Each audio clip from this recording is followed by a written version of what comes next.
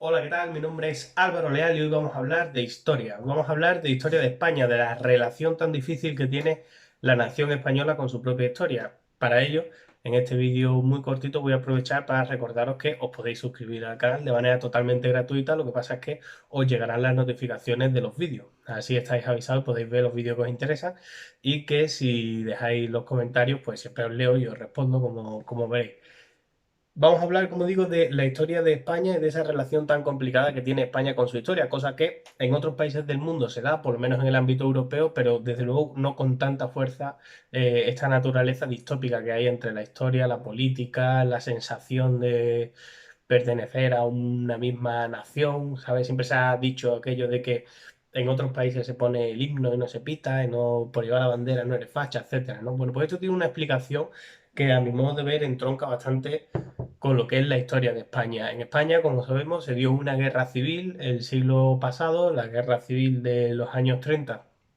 del 36 al 39, entre el bando nacional o sublevado y entre el bando republicano o rojo, ¿no? Depende de las sensibilidades de cada cual. Esta guerra civil, de la cual se van a hacer ya casi 100 años, sigue marcando el día a día de la política y del sentimiento, de alguna manera, en la vida española, en la vida social española. Tanto es así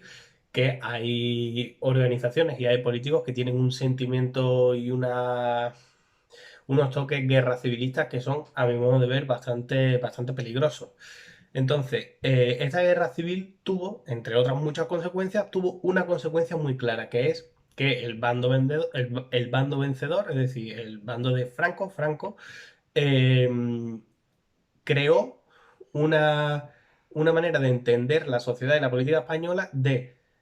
los nacionalistas, es decir, la España y la anti-España, ¿no? O sea, la España eran ellos y todo lo que no eran ellos eran la anti-España, eran los enemigos de España. Claro, en esta manera que tuvo el franquismo de entender la propia guerra y los 40 años posteriores,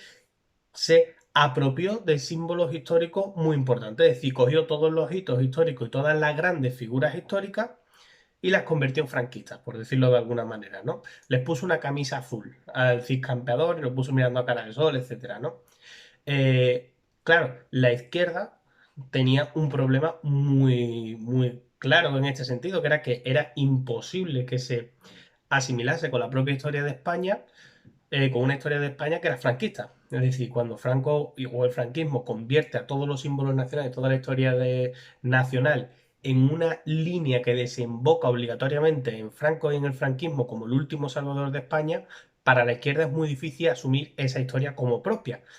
Pero el problema está en que la propia izquierda ha asumido la idea de España de Franco. Repito, la propia izquierda ha asumido la idea de España de Franco. En vez de construir una idea de España suya propia de la izquierda y una historia propia de la izquierda, o de entenderse, o por lo menos fijarse en la realidad, ha cogido la historia de Franco, del franquismo, y todo lo que le suena a historia de España le suena por tanto franquismo. Y tienen tantísimas dificultades, por ejemplo, pues para hablar de el tema de la conquista de América o la llegada de los españoles a América y de la creación de los virreinatos, el problema de la relación con esos nacionalismos periféricos que hay en la península ibérica, como sería el caso gallego, vasco, catalán, algunos dicen que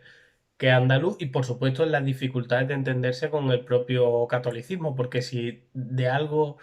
con algo está ligada la historia de España es con el catolicismo, y por tanto si la izquierda ha cogido esa raíz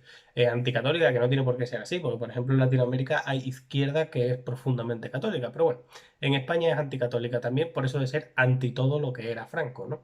Entonces, claro, es muy difícil para la izquierda, y en eso es en lo que nos encontramos, en ese impasse en el cual la historia de España para unos es una historia excluyente, que es la historia franquista, es decir, donde Pelayo, el Cid Campeador, los reyes católicos y los visigodos, o bueno, posteriormente, ¿no? Cánovas, Sagasta, etcétera, son todos una suerte de precursores del franquismo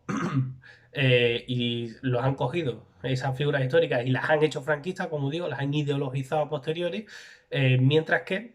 para la izquierda que ha comprado ese discurso, le es totalmente imposible reivindicar o sentirse cómodo con la propia historia de España. Entonces tenemos una reivindicación de la historia de España muy partidista por parte de la derecha, sobre todo la más reaccionaria, y tenemos una izquierda que no se siente ni siquiera es capaz de encontrar una legitimidad propia en la historia o que no es capaz de sentirse cómodo dentro del discurso histórico español. Y ese es el gran problema y el gran dilema de España, que 100 años después de la Guerra Civil seguimos con eso, que no somos capaces de asumir que la historia es la historia para todos y que la historia no va de partidos, ni va de pensamientos, ni va de ideología, ni va de corrientes, sino que la historia son hechos y son acontecimientos y que la historia es, por supuesto, una ciencia y no es algo que se pueda tratar de